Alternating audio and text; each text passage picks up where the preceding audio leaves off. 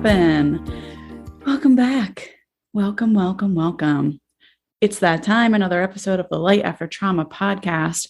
I am your host, Alyssa Scolari, and I am hanging in there.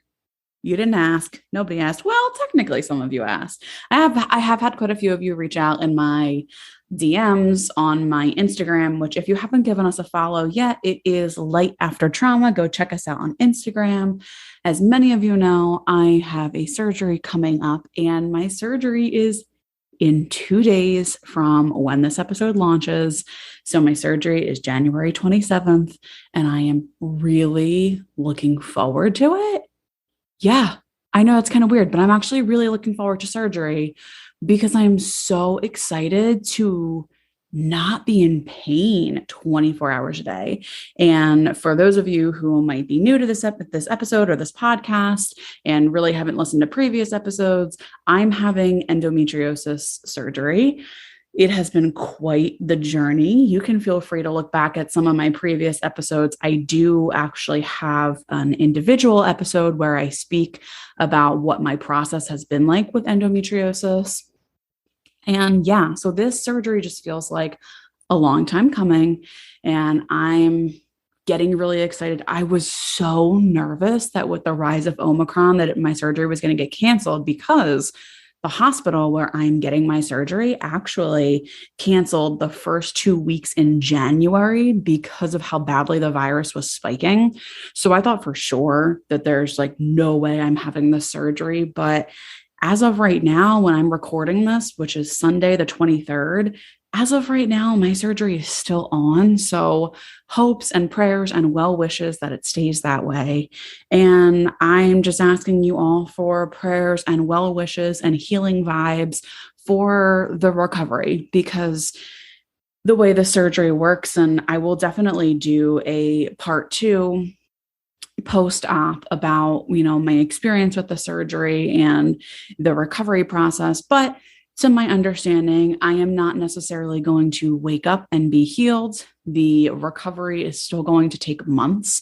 I'm still going to need lots of physical therapy. And there's a possibility that this disease has spread to my other organs, which I am hoping and praying isn't the case, because I am really looking forward to getting back and living my life. But it is a possibility that this has spread to my bladder, to my bowels, in which case I may need another surgery or even multiple other surgeries. And honestly, it's a little too much to think about right now because I so desperately want to get back to just living my life. But it is what it is, and I will cross that bridge when I get to it. I'm just trying to take things one step at a time. And as of right now, my surgery is on. So thank you so much for everybody who reached out, for anybody who has sent, gift cards. We've had people that have sent us meals and, gift cards for food, because I have been in so much excruciating pain and my husband has been tending to my every need, because honestly, sometimes it's all I can do to just go downstairs and lay on the couch. It's exhausting. And so food has sort of been very low on the totem pole in terms of priorities. So we are really, really lucky to have lots of amazing friends and family and just fans of the podcast who have reached out and sent cards. And my one friend, Jen, who was on the podcast just a couple weeks ago to talk about healing crystals, she sent a healing crystal package, which, again, if you haven't listened to that episode, it's called The Hype About Healing Crystals, and it's really, really good. I am somebody who was very skeptical about healing crystals, but after meeting Jen and then a couple of other experiences, which I talk about in that episode, I've become hooked on healing crystals. They are amazing. And Jen sent me this incredible care package. And if you haven't done so already, also go check out Jen's website. It's also in the show notes for that episode. And I think her website is healingartbyjen.com. Her work is absolutely incredible. So I got that package from her, which was really nice. And we've just really been feeling the love. So thank you so much for the support.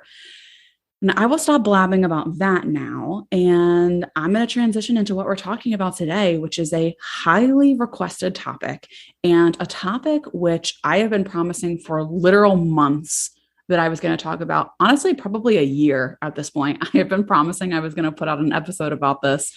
But so this has been a long time coming. We are talking about gaslighting today. So, this is a term that I feel like is really important for us to discuss. And partially is because everybody's heard this term before, which on the one hand, I'm like, oh, this is really great. We are becoming more knowledgeable as a society about mental health and abuse and psychological abuse. But then on the other hand, I'm kind of like, yeah, it's kind of a problem that every single person is aware of what gaslighting is, because this has become like a very popular term on all social media platforms. And it just has paved the way for so much misinformation to be spread about this. And, I work with both adolescents, I work with like younger kids, maybe like 8, 9, 10. And then I also work with adults. And across the board, I have heard adults and kids alike misuse the term. And of course, I've heard abusers misuse the term, right? Abusers tend to use this term in a way that serves them and fits them. So I've just heard so many people misusing it and overusing it, which does a couple things, right? Number one, that definitely almost like dilutes the potency that is gaslighting. So when every single person is like, I've been gaslit, I've been gaslit, I've been gaslit, you're gaslighting me, you're gaslighting me, they're gaslighting me, it almost becomes a term that's sort of like, it's gaslighting, right? And then we kind of lose like I said, the potency. We don't really understand the horrific effect that gaslighting can have when we are using that term all of the time, right? And then again, it also just allows for so much misinformation to be spread about what it is. So as an example, if you are 14 and your mother says, no, you're not allowed to go to the movies with your friends, I've heard 14-year-olds be like, oh, my mom was gaslighting me because she didn't understand how important it was for me to go to the movies with my friends. So she was gaslighting me the entire night. And it's like, yeah, that's not really what gaslighting is, right? When people set boundaries with us, we're not being gaslit, or vice versa. When we set healthy and appropriate boundaries with other people, that's not gaslighting. And I've heard a lot of people mistake other people setting boundaries as gaslighting. And we are going to get more into it. So I really wanted to do this episode justice, and I am very familiar with gaslighting, but I am certainly not an expert in everything or really much of anything besides I would consider myself an expert in trauma and eating disorders, but whatever. Basically, the point is I can always learn. Always, always, always. So I really wanted to do this episode justice and bring in a little bit more information than what I had in my toolkit today.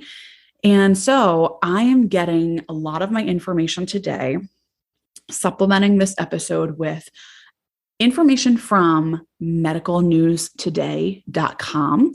And I will include that in the show notes. I will include the exact article that I am using, so you can feel free to go and check it out. But I actually have always been really fascinated with the phrase gaslighting itself, because I've always been like, what does that mean? Where does that come from?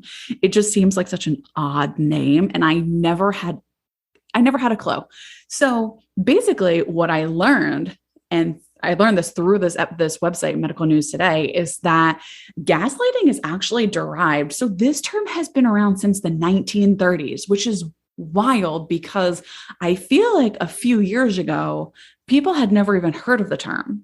But it's really felt like over the last few years with, I think, the rise of like social media and TikTok. And, part of my theory is like, I think there's a ton of therapists on TikTok that talk a lot about gaslighting, and a ton of mental health professionals and medical professionals, which again is great. Unfortunately, gaslighting has been pulled out of context, but I really think that with the rise of a lot of like mental health professionals and medical professionals on social media, we've seen a lot more of this term. But really, this term has been around since the 1930s, and it was derived from a play, which I think is fascinating. So there was a play by a man named Patrick Hamilton it launched in the 1930s, in 1938 to be specific. And then it was actually turned into a film in 1944. And the title of the film and the play is called Gaslit. And the plot of that play / film essentially is where a husband, he manipulates his wife and he tricks his wife into believing that she's sick with severe mental illness because he was constantly dimming the lights in their home. And at that time, the lights in people's homes were gas fueled.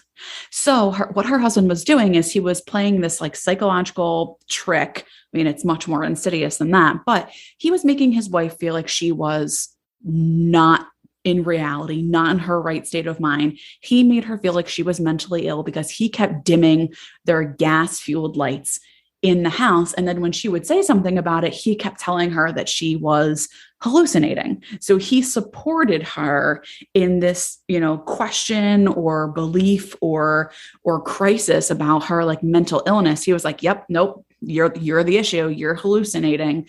So that's where we get this concept of gaslighting from. And basically at the grassroots, gaslighting is psychological abuse. And gaslighting can be done by a single person. It can be done by a group of people. It can be done by an institution. And we will get more into that in a little bit. But basically the goal when somebody is gaslighting you or when people are gaslighting you, the goal is to make you question your memories, your beliefs, your own perception of reality. And ultimately, gaslighting is meant to make you question your sanity. And over a period of time, gaslighting causes you to feel constantly anxious and confused and scared, and you don't even trust yourself. You don't trust your thoughts, you don't trust your feelings, you don't trust your emotions. That is the ultimate goal of gaslighting. So there are several specific techniques that are used when it comes to gaslighting. And I believe that there are even more than what I'm about to list. Like at the end of the day, when it comes to gaslighting, when somebody's going to gaslight you, I feel like it's probably rare that they're going to sit down and be like, let me look at all of these subcategories of gaslighting and pick which one I think is going to work the best. But I feel like based off of the research that is done or that has been done to date, these are the techniques that we are aware of and have been able to gather so far. So the first is countering. And this is basically when somebody is causing you or making you feel like you need to question your own memories. So this can happen a lot, and a lot of gaslighting happens in like domestic violence situations. This also can happen a lot with child abuse, where a parent or the abuser might say something like, "Are you sure that happened?" Or it might not even necessarily be a parent or an abuser. Again, as we're going to talk about later, it could be anybody who says this. So the person might say like, "Are you sure that really happened? Are you positive? Like, you don't always have a track record of having the best memory. So I just want to make sure, are you positive?" And they ask in this like, very condescending way, right? There's nothing innocent about this question. It might be a question, but this person is asking you this because they already know the answer that they want from you. So then there's withholding. And that is kind of looks a little bit like stonewalling. It's when somebody absolutely refuses to engage with you or engage in a conversation. Sometimes that person might pretend to like misunderstand you. Like, let's say you catch your partner, I don't know. Let's say you caught your partner cheating, right? You suspected your partner was cheating and you followed them. They said they were going out with their friends. You followed them. You found that they were in fact cheating on you. And then you go to confront your partner. Your partner might be like, I'm not having this conversation with you. Like, I can't believe that you wouldn't trust me. I'm not doing this. Or I have no idea what you're talking about and you're making me feel confused. Like, this doesn't make any sense. All this, like, just completely shut down. Like, I'm not having this conversation with you. I don't know what you're talking about. Basically, when you get your head screwed on straight, then come back to me and we can have a conversation. So that's withholding. Looks a lot like stonewalling. And then there's trivializing, which this one happened to me all the time when I was little. And it's evil. And the upsetting thing about it is that so many parents do this, but not because they're being inherently mean or they want to harm their child. So many parents do this type of gaslighting because they don't know better, because they think that that is the way to handle a child's emotions. And again, we see trivializing across the board, right? Anybody can be gaslit, but I'm talking about like personal experiences and a lot of experiences that I've seen in my private practice. I've seen a lot of parents that often will say things like, you're 14, you have no idea what depression even is. Or, are you seriously crying right now? Get it together. I will give you something to cry about. Or, there's no need to be upset about this. You're being ridiculous. Or, you're so dramatic. This is not a situation in which you should be upset. Like, this is not a reason to cry. All of those things are trivializing emotions. Or if you're looking at like intimate partner relationships, right? Let's say your partner does something that triggers you.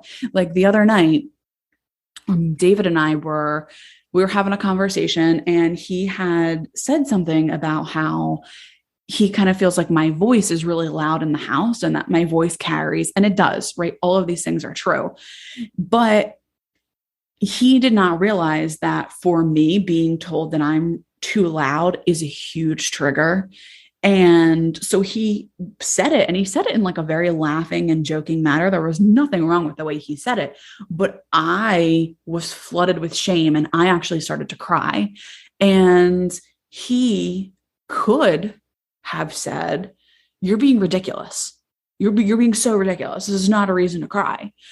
But he didn't, right? Because I was very upset. My whole life have always been told that I am too loud, that I am too obnoxious, and I'm Italian, right? I get very passionate about things. And that's also just who I am as a person. My voice gets loud, my voice carries, and I personally have never been ashamed of my voice, but I have felt shame a lot when I just have very distinct memories of my friends and previous partners and even my family that have always been like, shh, shut up, you're being so loud. And I just am talking at like my normal pace, my normal volume, honestly. So I have lots of shame around that. It was very upsetting to me when he said it. He didn't mean anything by it, but he could have easily, again, just been like, what are you talking about? You're being ridiculous. But instead, he sat down, he listened to me, he acknowledged why I feel shame. He let me tell him why I feel so much shame around being told that my voice is really loud. And as a result, I felt so much better after. I was able to move through the shame. So situations like that also can be trivializing. Then there's denial. And denial is pretty much self-explanatory. This person is pretending to forget or is saying that you're making things up. This happens so much with abuse, sexual abuse, more specifically, right? It's bad enough that survivors are sexually abused, but then the psychological abuse that comes after, the, women make these things up. And I'm not just talking about women. Men are men, and gender non-conforming people, non-binary people are also sexually abused, but we are told that we are making it up, that that's not how it happened, or that we wanted it, or we consented, anything, right? That's not what really happened, is what we are told all of the time. Again, that is a form of gaslighting that makes us question our reality, because the majority of people walk into my office thinking they may possibly have been sexually abused, but the amount of denial-based gaslighting that they've experienced in their lives have them questioning whether or not they were actually abused, which is why when people often come into my office, they don't just have trauma, they have eating disorders, addictions, OCD, several other things that they had to develop as a way to cope with their abuse, because so many people have told them that their abuse didn't even happen, so they weren't given a chance to truly deal with it. I hope that makes sense so far. And please, I know I'm throwing a lot of information at you, but please feel free to reach out if any of you have any follow-up questions about this. I would be more than happy to talk more about whatever questions you might have. So then there is diverting. And this is when somebody changes the focus of a discussion and then questions the other person's credibility instead. So what do I mean by this? Well, I have a really good example. So this is an example of a situation that happened between two friends. So the one friend, basically these two people have been best friends for years. And the one friend has always been the helper slash supporter slash pseudo therapist for the other friend, always listening to this person's issues and always trying to help this person, would pick up the phone at, 1 a.m., 2 a.m., 3 a.m. Anytime this person needed them, the friend was there. And yes, the boundaries in this relationship were very inappropriate in this friendship. And things only continued to get worse. So at one point, this friend who was struggling with mental health started to rely on the pseudo therapist friend entirely too much. And when this person was feeling suicidal, they would call almost every night, wake this person up in the middle of the night. It just became too much. Now, when the pseudo therapist friend tried to set a boundary and tried to talk to this other friend about how they were feeling, this friend said, look, I feel really bad. I know you're really struggling, but I am not the person to help you. And in fact, you're struggling so much that it's now affecting me and my mental health. So I really need you to try to get a therapist, because I'm just not the one to help you. The friend who is struggling with her mental health totally changed the topic of the conversation and threw it back on the pseudo therapist friend by saying, wow, I guess I'm just too much for you. Well, have you ever thought that maybe you're a bad friend? Have you ever thought that maybe you should care about somebody other than yourself for once? And then what happened is the pseudo therapist friend ended up feeling guilty and ashamed and like a terrible friend, and then just stayed silent and continued to suffer and continued to get up at 1 a.m., 2 a.m., 3 a.m., night after night after night to help this person, because they were gaslit into believing that they were a bad friend. So what that person did is they heard that a boundary was being set. They didn't like said boundary, so they completely changed the focus and put the focus back on the pseudo therapist and saying, nope, the issue isn't me. The issue is you. That is the purest form of gaslighting and diverting. Right. And then we have stereotyping. And this is, again, pretty much self-explanatory, right? We see this so much with really anyone, whether it's race, ethnicity, sexuality, nationality, age. We see this so much with age. And it's as simple as honestly like, oh, you're a woman, you can't drive, you don't know what to do. You're a woman, you can't do math. Or you're old and therefore like, are you sure you are, remembering that? Like, are you sure you actually know what you saw because you're old and your memory is not as good as it used to be? It's basically just taking stereotypes that we have about people and minority groups and using them against them. I'm not going to go into further detail on this because on like the stereotyping piece, because honestly, stereotypes are really, really hurtful and I hate them and they trigger me. So I'm sure that they would trigger other people. So you understand what I mean. So these are the like subcategories of gaslighting that we know about so far. Again, I think there are probably others out there, but this is what we know about so far. And as I mentioned, gaslighting happens across a million gazillion platforms, right? It's not just from between friends. It's so much between intimate partner relationships. And this is part of the reason why people have such a hard time leaving when they are in a domestic violence relationship is because of the gaslighting.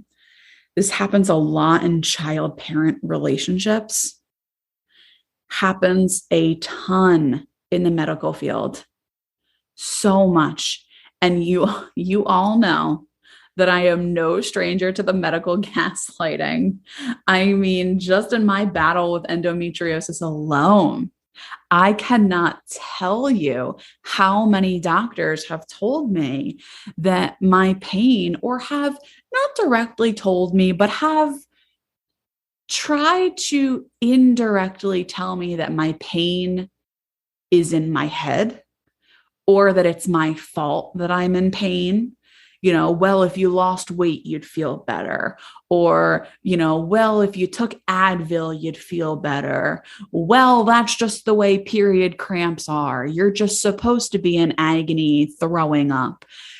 Medical gaslighting constantly. And this is so dangerous because this leads to physical problems happening as well, right? Over a period of time, I started to gaslight myself with my own pain and still do, right? What if it's not that bad? I'm terrified to go into surgery on Thursday because I'm afraid they're not going to find anything. And I often say to my husband, like, what if they don't find anything?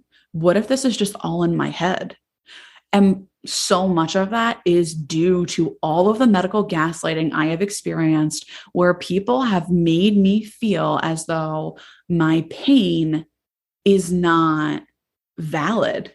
And it's just a result of me being weak, right? So on medicalnewstoday.com, they actually say here, which I think is really interesting, that in 2009, there was a study done that found that doctors were twice as likely to attribute coronary heart disease symptoms in middle-aged women to mental health conditions versus middle-aged men. So if you have coronary heart disease as a woman, you are twice as likely to be told that your symptoms are a result of your mental health as opposed to men, which is absolutely staggering and honestly should be shocking, but it's really not with everything that I've learned about medical gaslighting.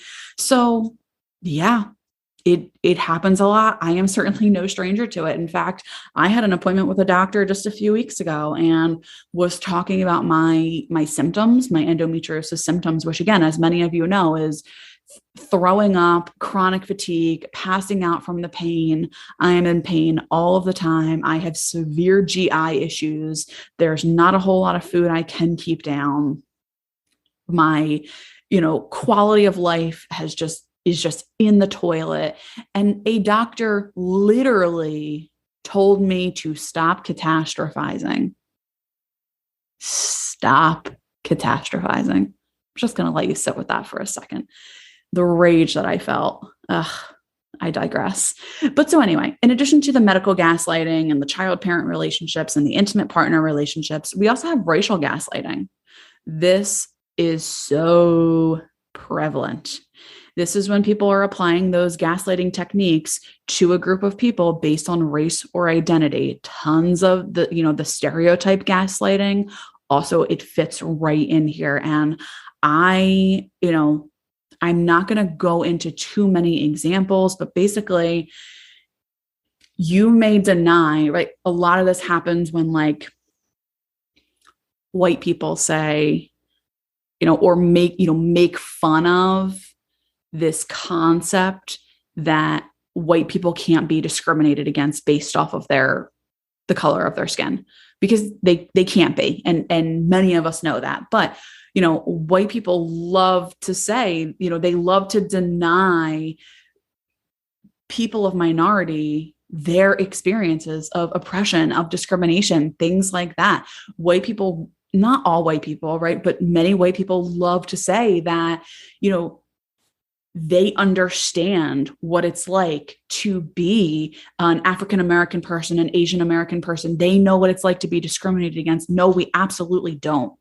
Absolutely don't. And to pretend like we do is gaslighting, right? I see this so much also with the body positivity movement, right?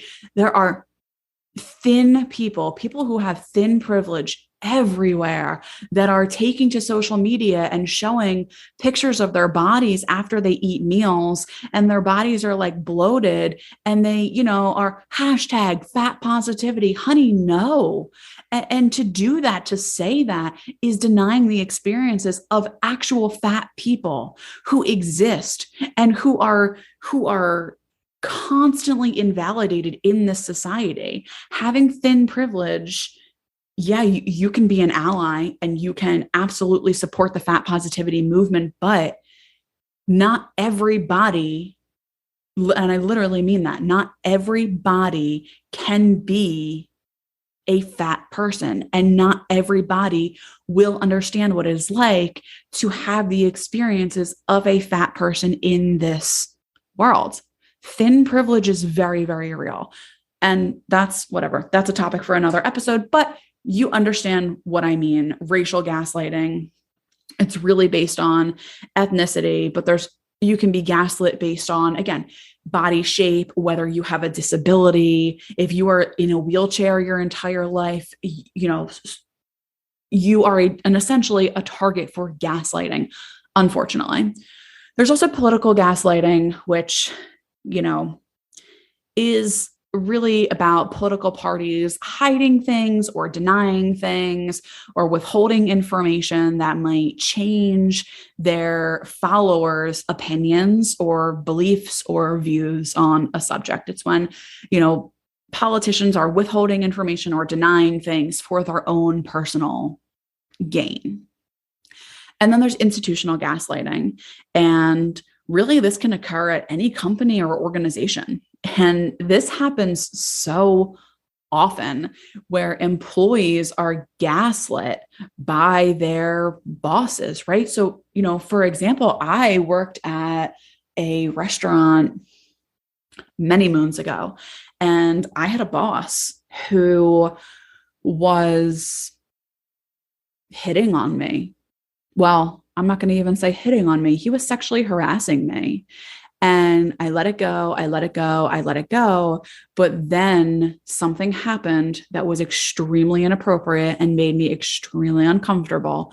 And I decided that I could not continue to go into work and work under him because I was terrified. I was so afraid of him. So I reported him. And I ended up being pushed out of the job. I was told by my peers when it had gotten out that I reported him that I ruined his life, that I should feel so sorry for him because he's not going to be able to pay his bills, that I'm mentally ill and I need to stop making things up. And eventually, they stopped putting me on the schedule to come into work. I essentially lost my job because I was trying to stand up for my right to not be sexually harassed in the workplace and to not be raped, because that's where it was going. And I lost my job. And this happens so often, especially when it comes to sexual harassment. But when it comes to standing up for anything, asking for a raise, asking for just getting your basic needs met in the workplace, right? Whether you need a break, whether you need time to be able to eat lunch, whether you need a raise because you haven't had a raise in years, you will be made to seem like you are the issue, right? It's always the case that, you're going to get a raise, right? And all of a sudden your boss is like, well, your performance hasn't been the best over the last couple of months, and there are some things you can improve upon. And once you make those improvements, oh, we will totally talk about a raise. That's bull. That is absolute bull. That is gaslighting, because you are then left questioning your own reality, where you were strolling along thinking you were a fantastic worker, but all of a sudden you're like, well, wait a minute. Am I really that good of a worker? Like, do I need to improve? Like, I didn't realize I was a bad worker. So gaslighting, that is what that is.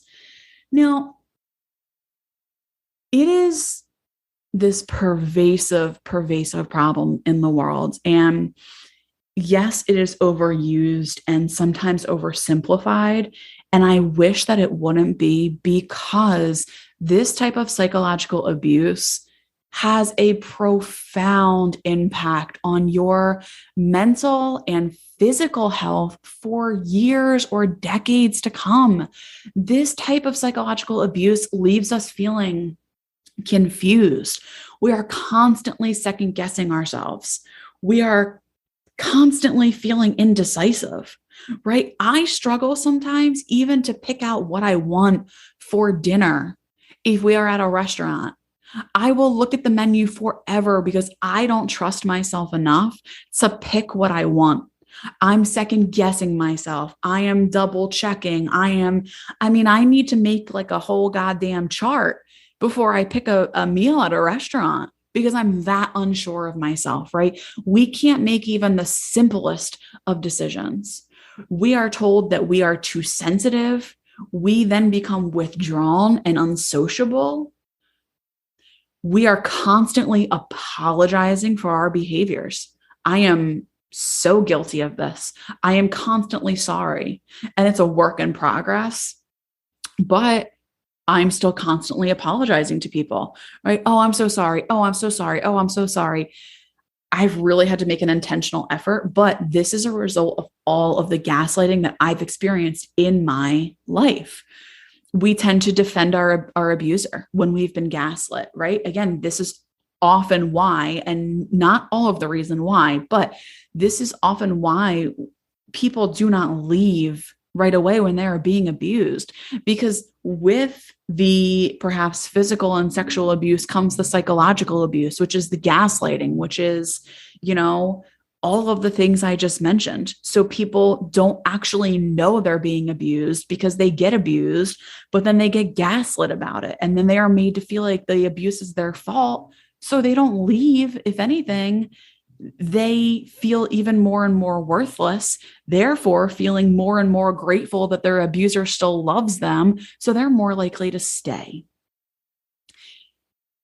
Gaslighting causes us to constantly make excuses for other people. And ultimately, it just robs us of hope and joy and it robs us of confidence and our ability to feel competent in any area of our life, our lives. And if you've experienced medical gaslighting, that can lead to physical issues. If you're constantly told that your pain is in your head and you start to believe it too, and then you completely ignore your symptoms, you could be sicker and sicker and sicker. So the impact of gaslighting is profound, and it is a type of psychological trauma that I wish on absolutely nobody. But the sad truth of the matter is that millions and millions of us have experienced this. Now, obviously, this is something that's really important to work through in therapy.